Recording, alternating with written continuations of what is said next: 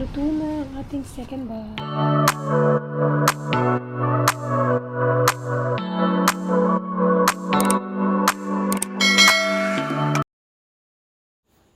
Hi guys, for today's video ay gagawa ako ng turon. Turon ang tawag sa amin sa Lipa or sagimis. So dito ay prepare ko na ang aking mga gagamitin. Meron akong 5 saging. Meron din akong wrapper. Yung wrapper ko nga pala dito guys is yung nabibili lang sa supermarket. Kasi wala akong available na yung nabibili sa palengke. Pero okay din naman yan. So at this time, binabalatan ko na yung bananas ko.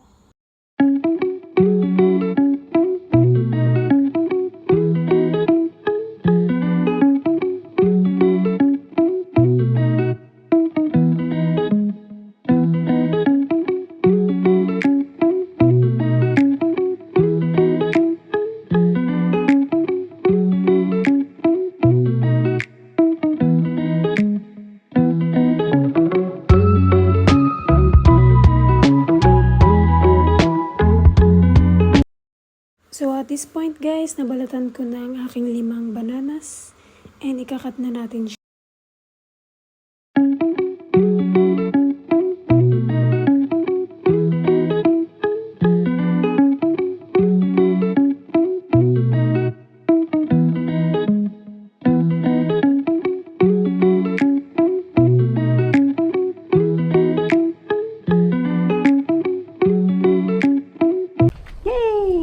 So yun guys, magluluto na tayo ng ating ano tawag dito? Sagimis kasi ang tawag sa amin sa Batangas. Ano siya?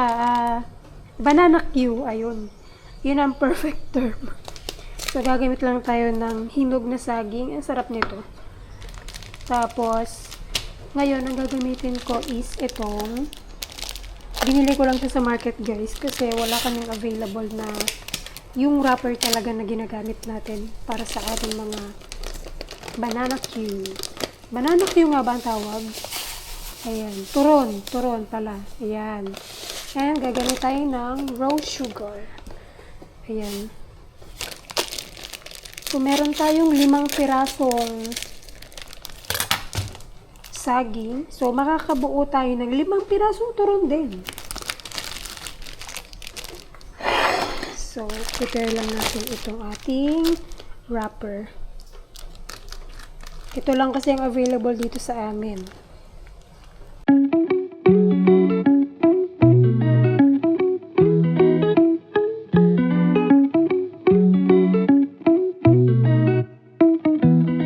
Tatabi muna natin itong wrapper. So, ito nga pala guys is 40 pieces. Hindi, ang dami pa.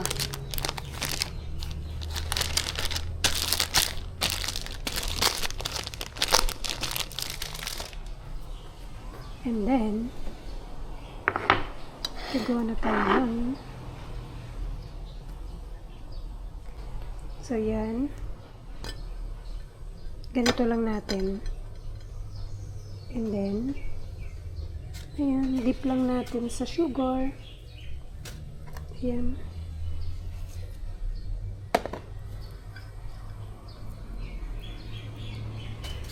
Dip lang natin. Ang lalaki ng saging ko eh. Ayan.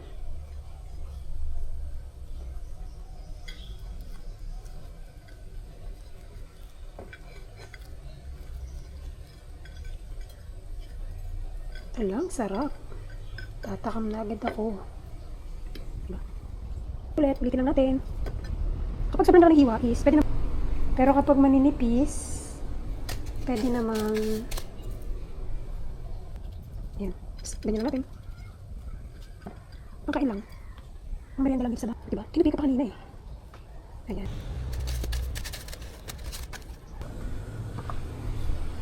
So yan guys. Lalagay na muna ako ng mantika. So, ayan guys. Lalagyan ko lang siya ng sugar. Ganun yung ginagawa ng iba eh. Ganin natin kung masarap.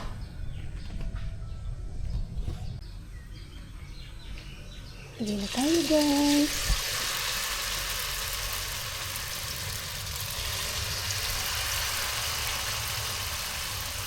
Anim yung nagawa ko kaya 3 salang. Ayan.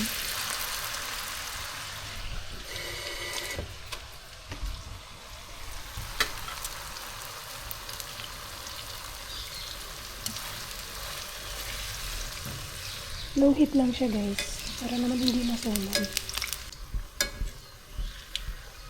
Ayan.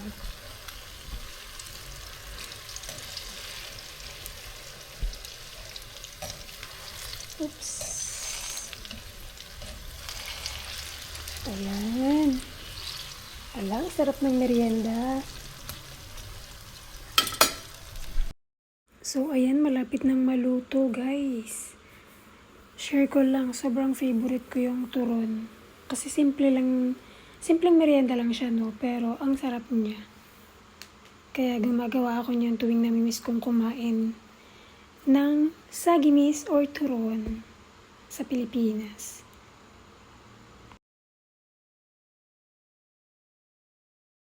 Ayan na siya guys. Luto na. Ayan. Gusto ko yung medyo mas, medyo dark ba. Pero, angin na natin siya. Ano ba? Simple, masarap.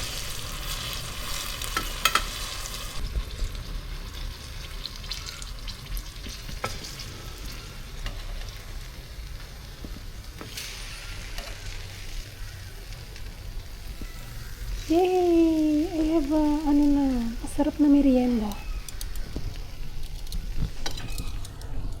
Ilagay na natin ang ating second batch.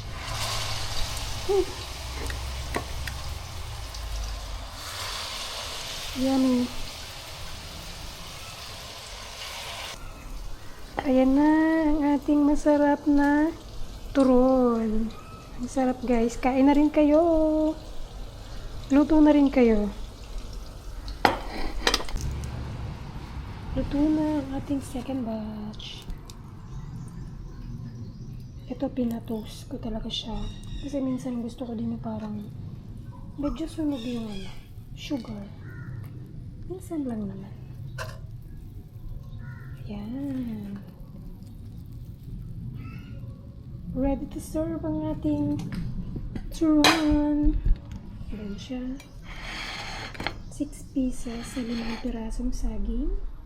Malalaki kasi yung saging na ginawa ko guys. Ayan. Ang sarap, diba?